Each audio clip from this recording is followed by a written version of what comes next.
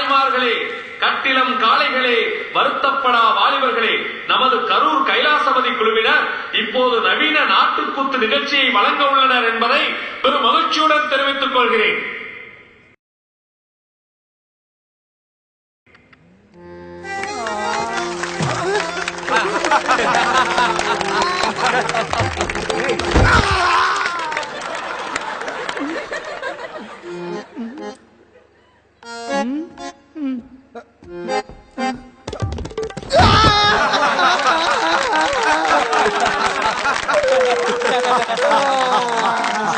தர்மத்தின் வாழ்வுதனை சூது கவ்வு. யார் அது? படம் பேர்லாம் சொல்லி வர்றது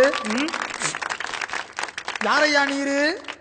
மதுராபுரியில் பிறந்தவன், கோகுலத்தில் வளர்ந்தவன், பாம்பின் மேல் தூங்கும் பரந்தாமன்.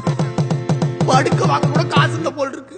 ஐயோ பாவம். ஐயா, உங்களுடைய திருநாமம் என்னவோ? 1000 உண்டு. மாதவன், கேசவன், கோவிந்தன், கோபாலன். அதெல்லாம் வேணாம். ஆதரட்டில் என்ன பெருக்கு அதை மட்டும் சொல்லி போடிய. பகவான் ஸ்ரீகிருஷ்ணன். முருகா, முருகா, இந்த பூமியை காப்பாத்து. முருகா, இந்த பூமியை காப்பாத்து. முருகா.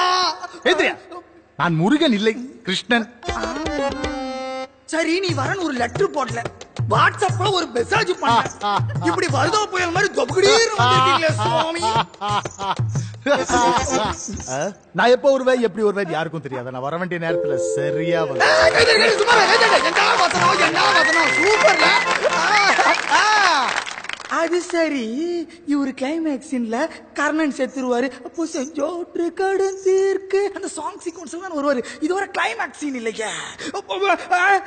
இல்லை என்று வந்தவரிடம் இல்லை என்று சொல்லாது கிள்ளி கொடுக்காமல் அள்ளி கொடுக்கும் சூரிய புத்திரன் கர்ணனை பார்த்து அவன் ஆசையை வளர்த்த மாடுகளை யாசகம் பெற்று செல்லவே யாம் வந்திருக்கிறோம். Super super. ஒரு 2 நாள் டைம் கொடுங்க அண்ணாச்சி. வட்டிக்கு கையில சுத்தமா காசு இல்ல அண்ணாச்சி. மண்ணை நம்பின மழை கைவிட்டுருச்சு. அதுக்காக நாம மண்ணையும் மாட்டையும் கைவிட்டுற முடியுமா சொல்லுங்க? உங்க காசை நான் அப்படியே கட்டிடுவேன் அண்ணாச்சி.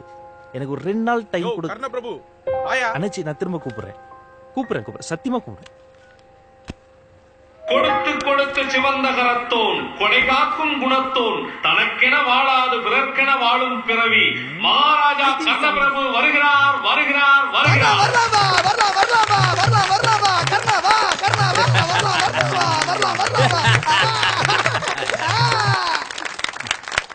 உச்சிமலை பருவதம் போல் புஜங்கள் மின்ன, அணிந்ததோர் மணிமுகுடம் கிரிபோல் ஓங்க, 7 லோகத்தையும் காத்தருளும் பெருமாளே, இந்த ஏழையிடம் யாது வேண்டியவன். கர்ணா, நீ விஷயமே கேள்விப்படவில்லையா? உன் ஊர் காளைகளுக்கு இனி வேலை இல்லை. என்ன? உன் நாட்டின் மாடுகள் இனமே அழிய போகின்றது. என்ன? ஜல்லிக்கட்டை நடத்தவே முடியாது. என்ன? கெட் அவுட் இஸ் மை ஏன் நடத்த முடியாது? நடத்தக்கூடாது என்று உச்சநீதிமன்றம் தீர்ப்பு வழங்கியுள்ளது. அதைதான் அதிகாரிகள் பின்பற்றுவார்கள். அதே உச்ச நீதிமன்றம் காவிரியை திறந்து விடு என்று ஒரு தீர்ப்பு வழங்கியதே. அப்போது அந்த அதிகாரிகள் இங்கு பூப்பறிக்க போயிருந்தார்கள். அதாகப்பட்டது ஆர்வலர்கள் சொல்கிறார்கள், ஜல்லிக்கட்டு என்பது மிருகவதையாம்.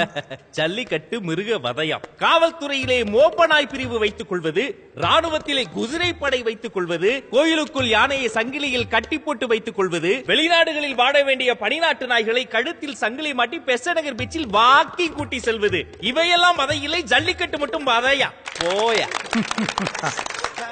ஜல்லிக்கட்டில் பாவம் இளைஞர்கள், அப்பாவி இளைஞர்கள் சாவதால் அதை தடை செய்ய சொல்லி கிருஷ்ணா, ராமன் என்ற தங்களின் அவதார பெயரை வைத்திருந்த இளைஞன் ஒருவன் கிரிக்கெட் விளையாடும் போது அடிபட்டு இறந்து போனானே, நீங்கள் கிரிக்கெட்டை தடை செய்து விட்டீர்களா?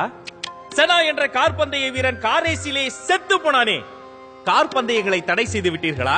தமிழ்நாட்டில் ஜல்லிக்கட்டால் செத்தவர்களை விட சாராயத்தால் செத்தவர்கள் தான் அதிகம். சாராயத்துக்கு தடையிலே, ஜல்லிக்கட்டுக்கு தடை. மனிதர்களை விட்டு விடுவோம். மாடுகளை அதிக கொடுமை செய்வதால் இல்லை இல்லை இல்லை. மாட்டை போல உடைக்கும் தமிழர்கள் நாங்கள். எங்கள் மாடுகளை தெய்வங்களைப் போல பாதுகாப்போம். கொடுமைகளை எல்லாம் செய்ய மாட்டோம். ஆனால் ஏனோ வழக்கு உங்கள் மீதுதானே வருகின்றது. கிருஷ்ணா, உழுகிற நிலத்தில் விடுகிற வீடுகளை கட்டி புதிய சென்னை என்று கூவி கூவி விற்கும் வியாபாரிக்கு MP சீட்டு வருகிறது, MLA சீட்டு வருகிறது.